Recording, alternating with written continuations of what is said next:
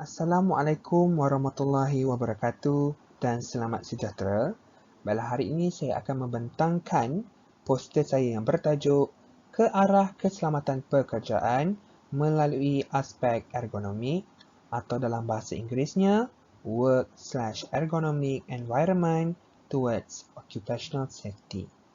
Baiklah, kita akan mengupas isu poster saya pada hari ini dengan tajuk kecilnya iaitu aplikasi persekitaran ergonomik dalam mengatasi MSDS. Baiklah, ia lebih berfokus.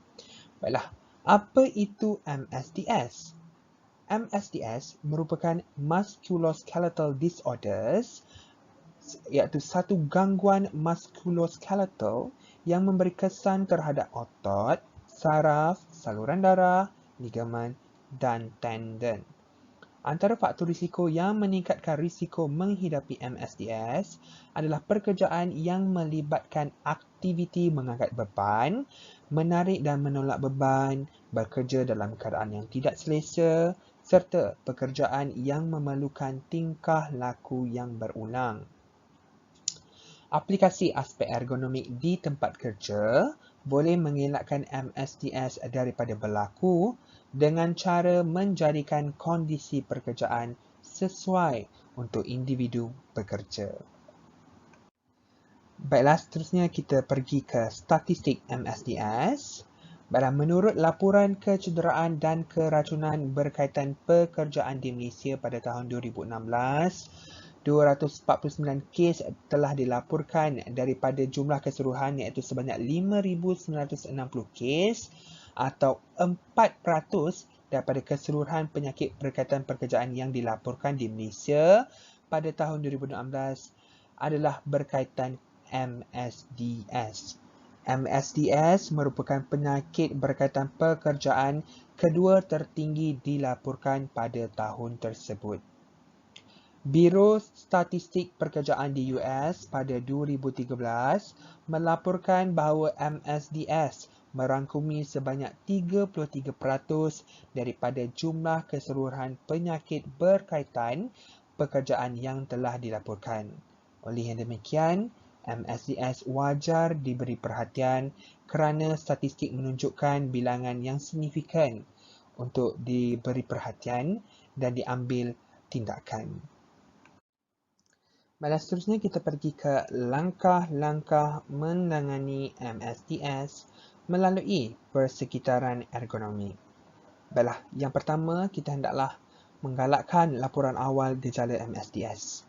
Laporan awal dapat mengelakkan daripada gejala MSDS menjadi bertambah buruk dan seterusnya dapat mengelakkan daripada berlakunya kecederaan terhadap para pekerja yang lebih parah. Seterusnya adalah penglibatan pekerja. Pendekatan ergonomik partisipatif melihat kepada kepentingan mengambil kira perspektif para pekerja terhadap pekerjaan yang dilakukan dan pelibatan para pekerja secara langsung terhadap aspek pekerjaan yang dilakukan.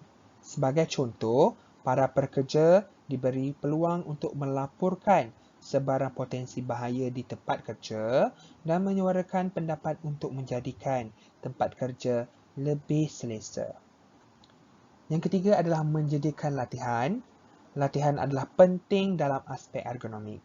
Hal ini bertujuan untuk memastikan pekerja cakna terhadap faedah ekonomik, hal-hal berkaitan ekonomik di tempat kerja dan memahami kepentingan melaporkan simptom awal MSDS.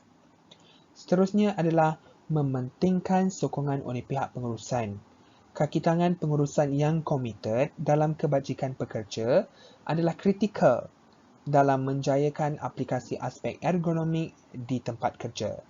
Pihak pengurusan hendaklah memasang objektif yang jelas dalam pelaksanaan aspek ergonomik di tempat kerja agar para pekerja cakna akan kepentingan aspek ergonomik di tempat kerja.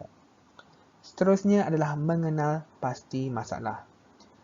Aspek ini ataupun langkah ini adalah penting dalam mengaplikasi konsep ergonomik di tempat kerja.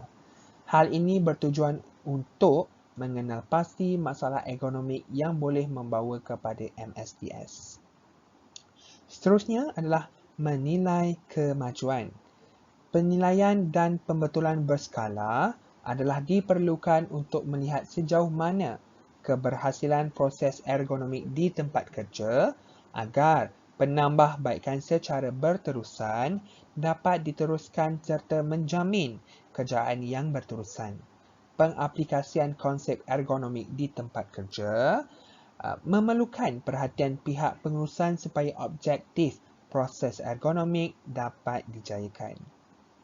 Dan yang terakhir sekali adalah mewujudkan penyelesaian untuk mengawal bahaya. Penyelesaian hendaklah menitik beratkan aspek ergonomik untuk mengurangkan, mengawal dan menyingkirkan MSDS di tempat kerja.